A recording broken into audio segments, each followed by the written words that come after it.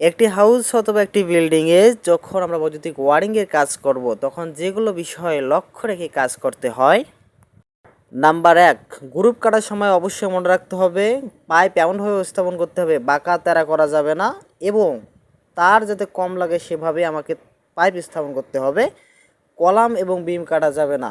Column বিম না কেটে এক ওয়াল থেকে অন্য ওয়ালে ফ্লোর দিয়ে অনায়াসে পাইপ স্থাপন করে তার নিয়ে যাওয়ার ব্যবস্থা করা।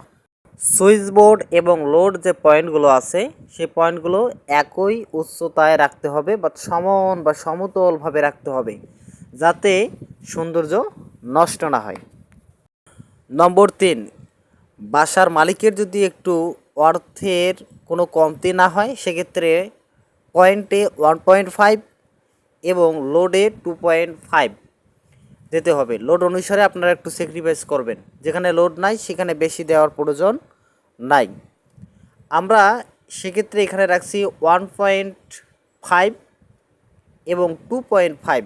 আশা করি বুঝতে পারছেন, 1.5 হচ্ছে লোডে আর 2.5 হচ্ছে পাওয়ারে। আমার এখানে কাজ করতেছেন আমার এই ক্লাস ফ্রেন্ড এবং সজীব চন্দ্র, এই 3 জন মিলে আমরা এই ওয়ারিংটা সম্পন্ন করতেছি।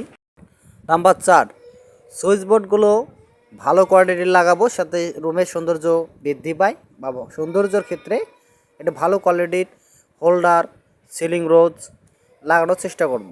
নাম্বার 5, যদি এক বাসায় 2 জন ভাই থাকে সেক্ষেত্রে লাইনও কিন্তু আপনাদের 2টা করতে হবে, মিটার পয়েন্ট 2টা করতে হবে এবং ইউনিট বিভক্ত করতে হবে। ওনার সাব ডিস্ট্রিবিউশন বোর্ড এনার সাব ডিস্ট্রিবিউশন বোর্ড করতে হবে। তো আমরা এখানে সেভাবেই ডিস্ট্রিবিউশন করছি, ইউনিট বিভক্ত করছি, কারোর সঙ্গে কারো লাইনের কোনো সম্পর্ক থাকবে না একটা সময়।